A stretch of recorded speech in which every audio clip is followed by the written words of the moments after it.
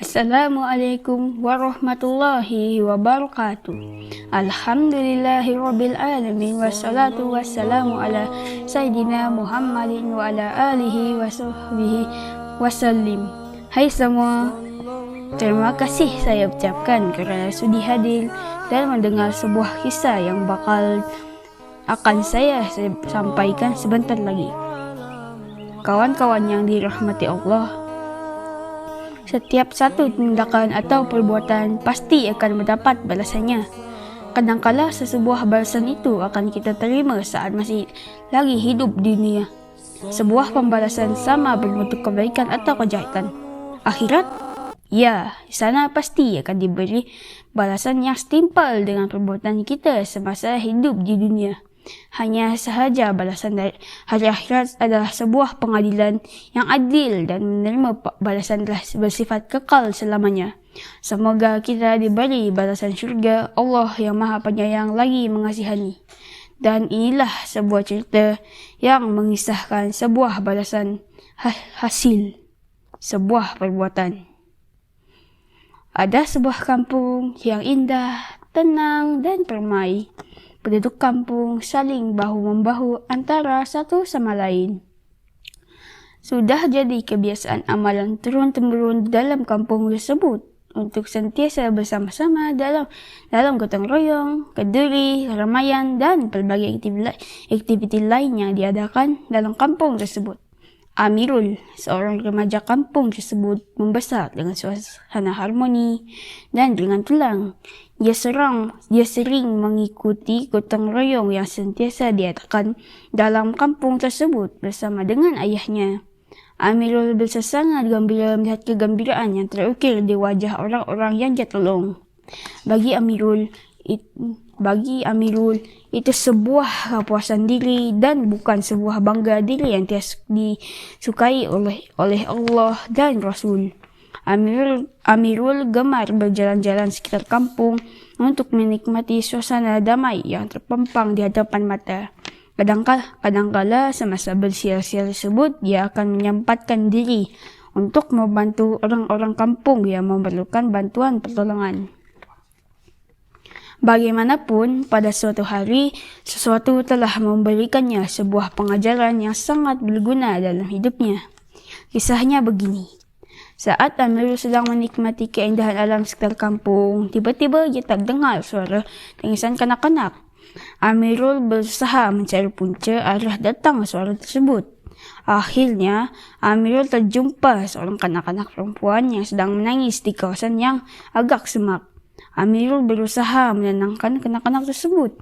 Setelah dapat menenteramkan diri, Amirul langsung bertanya, "Siapa awak dan kenapa menangis seorang diri di sini?" Kanak-kanak tersebut menjawab, "Saya Nana. Saya menangis kerana sesat. Saya tidak tahu di mana ibu saya berada." Mengetahui situasi tersebut, Amirul tanpa berlengah lagi terus mengajak Nana untuk mencari ibunya.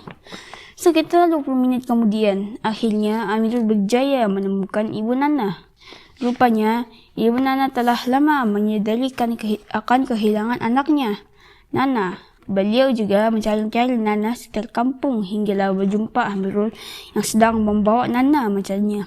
Ibu Nana amat berterima kasih dengan pertolongan Amirul tersebut. Setelah berjaya menemukan Nana dengan ibunya, Amirul terus melanjutkan aktiviti bersiar-siarnya di sekitar kampung.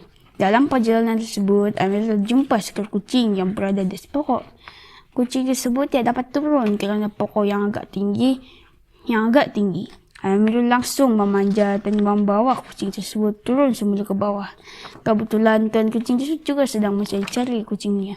Melihat perbuatan Amirul tersebut, tuan kucing tersebut sangat berterima kasih kepada Amirul. Begitulah suasana perkampungan Amirul. Dalam bersiar-siar Amirul telah menyempatkan diri untuk menolong ramai orang. Berbagai aktiviti yang telah dia lakukan seperti menyiram bunga, mencuci kereta, menjaga budak kecil, memotong rumput dan banyak lagi. Walaupun Amirul telah mula kepenatan, tetapi dia tidak mengeluh. Ia terus Teruskan sahaja pertolongan yang telah dia hulurkan kepada orang ramai. Hari siang hampir melebuhkan tirainya. Amirul akhirnya bergerak untuk pulang ke rumah. Dia amat kepenatan tetapi tetap digagahi untuk tiba ke rumahnya. Tiba di rumah, Amirul langsung duduk di sofa sambil bermain dengan telefon pintarnya. Dalam kepenatan tersebut, Amirul terlelap tidur. Tanpa dia sedari adiknya sedang bermain lilin di dapur. Tanpa sengaja, lilin tersebut terjatuh dan apinya menyambar langsir tingkap dapur. Pantasnya api tersebut hingga mampu menjilat sebahagian besar dapur rumah Amirul. Amirul tersedar dari keadaan bahaya tersebut setelah dibangunkan oleh adiknya. Oleh kerana terlalu penat, Amirul tidak mampu untuk menggerakkan badannya.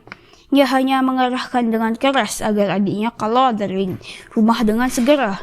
Adiknya berlari keluar dari rumah dan berteriak kepada penduduk kampung akan keadaan abangnya, Amirul, yang sedang dalam bahaya. Sementara itu, Amirul yang berada di rumah berusaha untuk bangun tetapi gagal. Akhirnya, dia pingsan kerana terhidur asap tebal yang datang daripada arah dapur. Janji Allah itu pasti. Keikhlasan Amirul ketika menghulurkan bantuan bukanlah sebuah perkara sia-sia. Dalam masa sekejap, penduduk kampung telah berada di kawasan rumah Amirul dan berusaha memadamkan api yang sedang menjilat dapur. Sementara penduduk yang lain berusaha sekeras mungkin untuk menyelamatkan Amirul dari dalam rumah. Api akhirnya berjaya dipadamkan. Amirul yang dalam keadaan pingsan tersebut telah dihantar ke hospital dengan segera. Malang bagi Amirul dan dia. Rumah mereka mengalami kerusakan teruk akibat kebakaran tersebut. Setelah dibenarkan keluar daripada hospital, Amirul tiba di rumahnya. Hatinya sedih kerana rumahnya hampir musnah tetapi reda dengan kejadian tersebut. Bagaimanapun Amirul merasa bersyukur kerana adiknya dan dia selamat dari terus menjadi mangsa dalam kejadian tersebut. Dalam keadaan yang agak sedih, tiba-tiba terdengar suara kanak-kanak perempuan dari arah belakangnya. Amirul menoleh dan tersenyum melihat kanak-kanak tersebut. Amirul kenal kanak-kanak perempuan tersebut kerana pernah ditolongnya sebelum ini. Nana terlihat membawa sebekas makanan untuk Amirul dan adiknya. Kemudian penduduk kampung tiba dengan membawa papan-papan, semen, kayu, dan paku dan pelbagai lagi perkakas membuat rumah. Mereka datang untuk membina semula rumah Amirul yang hampir musnah tersebut. Amirul menadah tangan kesyukuran ke hadrat ilahi atas bantuannya tersebut. Allah tidak pernah tidur dan cuai dalam membalas kebaikan yang telah dilakukan oleh hamba-hambanya. Baik dibalas baik, buruk dibalas buruk. Takdir Allah itu pasti. Janji Allah tidak perlu diragukan. Amaran dan larangan Allah wajib dijauhi. Semoga kisah Amirul tadi menjadi sebuah pengajaran dan pembelajaran bagi kita selamanya. Sekian dari kami. Semoga kita sentiasa dalam rahmat dan berkatnya sentiasa hingga akhirat. InsyaAllah. Assalamualaikum. Sekian, terima kasih.